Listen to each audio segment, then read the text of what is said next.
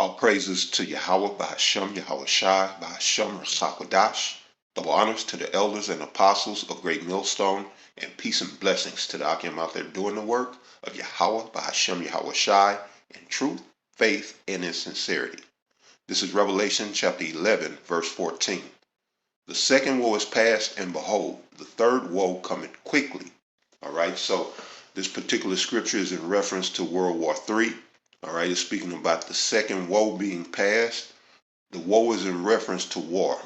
All right, woe, the word in itself deals with death and destruction. All right, and so the second woe passed, 1945, from 1939 to 1945, and it said, behold, the third woe cometh quickly. All right, we are in the time currently, in the time of this third woe coming to pass. All right, we are staring directly down the barrel of World War III, and it is soon to get hot. All right, we've been in a Cold War. Well, America and NATO has been in a Cold War with Russia since the second woe, and that Cold War is getting ready to go hot. All right, all behind the Ukraine situation, as well as other factors that are factoring in.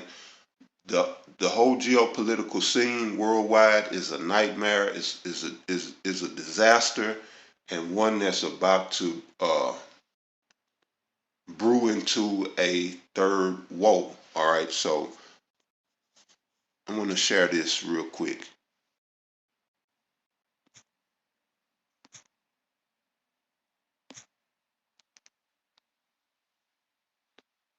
Today, I'm announcing that the United States will be sending 31 Abrams tanks to Ukraine, the equivalent of 1 Ukrainian battalion. Secretary Austin has recommended this step because it will enhance the Ukraine's capacity to defend its territory and achieve its strategic objectives. The Abrams tanks are the most capable tanks in the world. They're also extremely complex to operate and maintain. So we're also giving Ukraine the parts and equipment necessary to effectively sustain these tanks on the battlefield. We'll begin to train the Ukrainian troops on these issues of sustainment, logistics, and maintenance as soon as possible. The idea that we're going to send in offensive equipment and have planes and tanks and trains going in with American pilots and American crews, just understand, don't kid yourself, no matter what you all say, that's called World War III. Okay?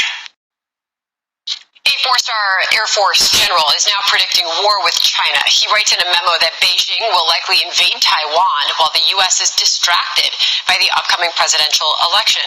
He says, quote, I hope I'm wrong. My gut tells me we'll fight in 2025. Let's bring in General Jack Keane now. General Keane, thank you very much for being here today.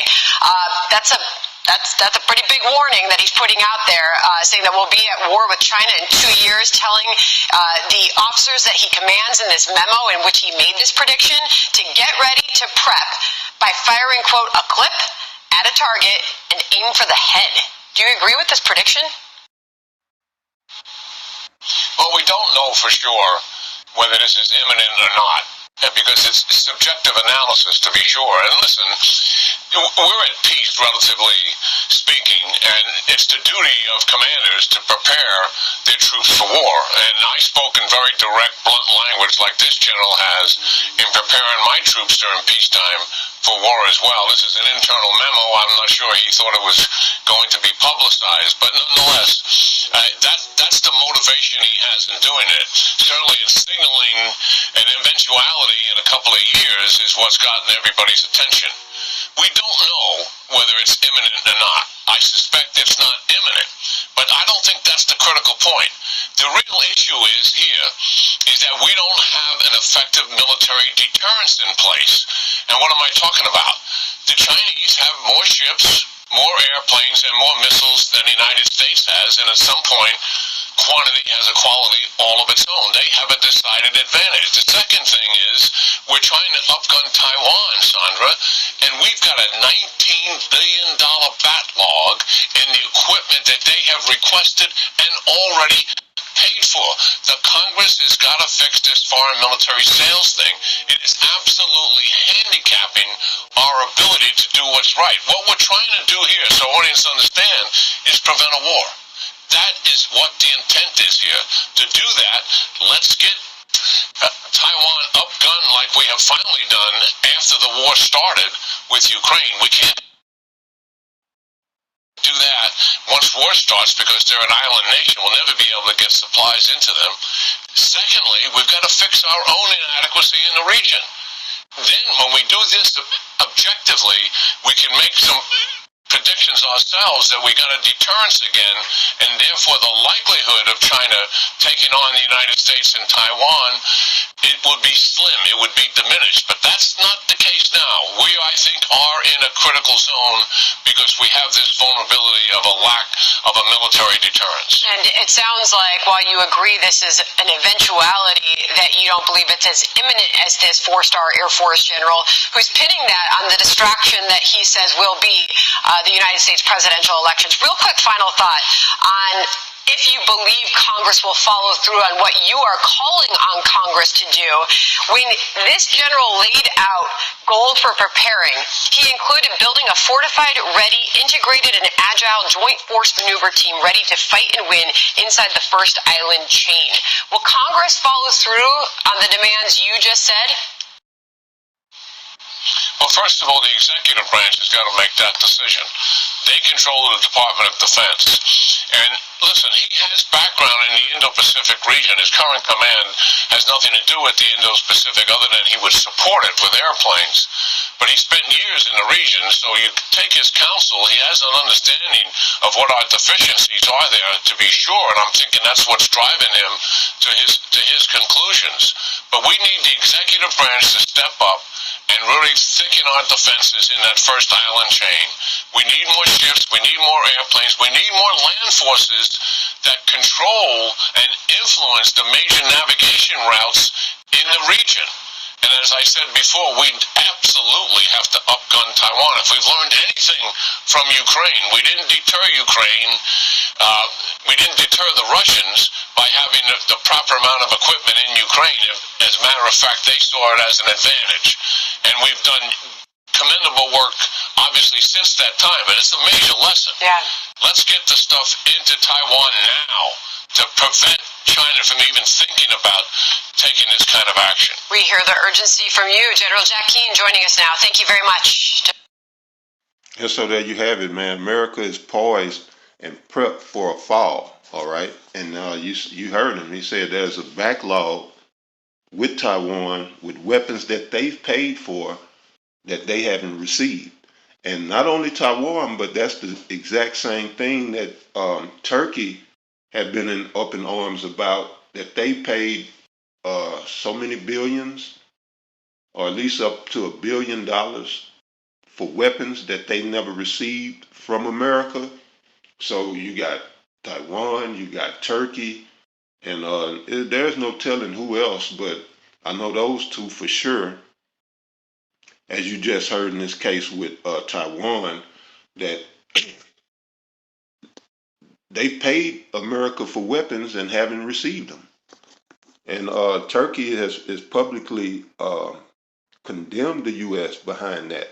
And so we see, all right, we see that this is Rome all over again. You got America stretched thin and poised to fall. Now, this is Jeremiah chapter 50, verse 1. We're going to jump around. It says, the word of the Lord spake against Babylon. All right, Babylon today is America. This is talking about modern day Babylon. All right, spiritual Babylon.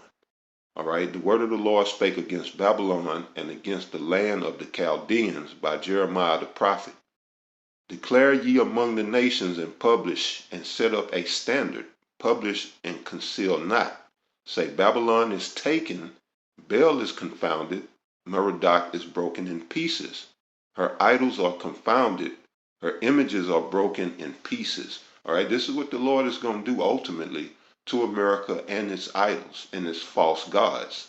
And that says in verse 3, for out of the north there shall come up a nation against her, which shall make her land desolate, and none shall dwell therein. They shall remove They shall depart, both man and beast. All right. So this is talking about this third world war that's coming. That nation that's coming up out of the north, right? That's in reference to Russia. All right. And Russia is currently engaged in a battle, if you will, with Ukraine. Really against NATO, but they're fighting in Ukraine. All right. So there's a conflict at play right now between NATO and Russia. Russia is this nation from the north that's going to come up and make America desolate. All right. Now I'm going to jump down to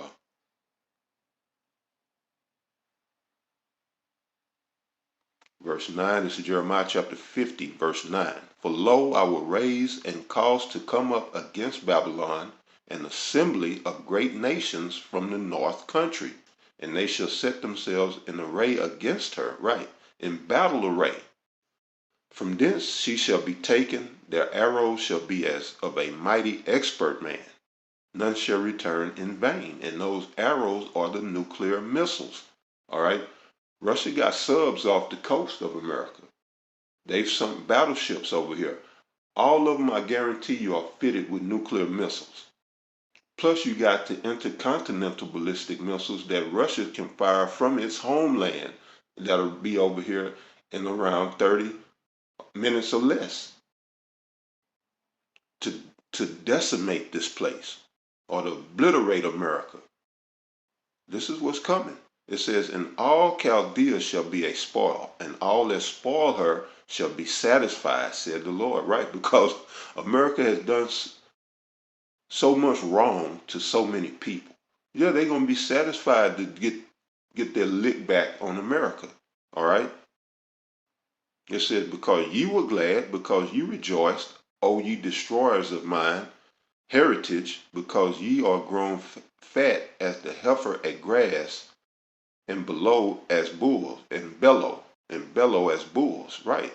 The Most High heritage are us, his people, the children of Israel, the so-called Negroes, Latinos, and Native Americans. That's why I said, because ye were glad, because ye rejoiced, O ye destroyers of mine heritage, all right? Y'all destroyed the children of Israel, and there's a price to pay for that, all right?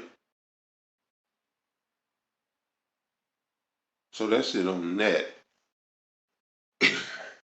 Uh,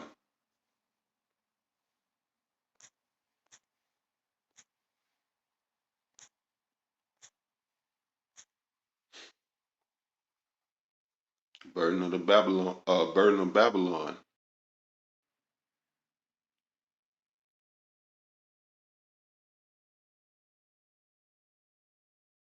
All right, Isaiah chapter 13.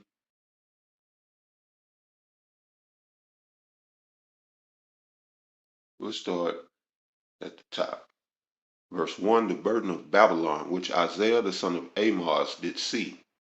Lift ye up a banner upon the high mountain, exalt the voice unto them, shake the hand, that they may go into the gates of the noble. All right, we're lifting up the banner of the word of the Lord. The high mountain is America, Babylon. This is the high mountain. Mountains in reference to nations, all right, kingdoms. It said, I have commanded my sanctified ones, I have called my mighty ones for mine anger, even them that rejoice in my highness.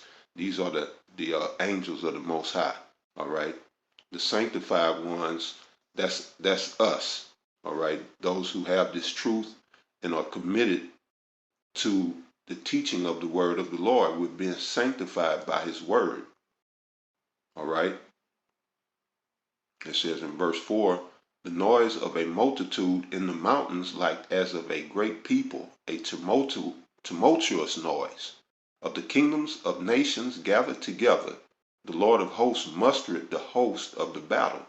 The multitude of the mountains, all right? This is going to be all nations, all armies of the nations coming together. That's the noise of the multitudes in the mountains, like as of a great people. All right. And well, really in reference to these missiles.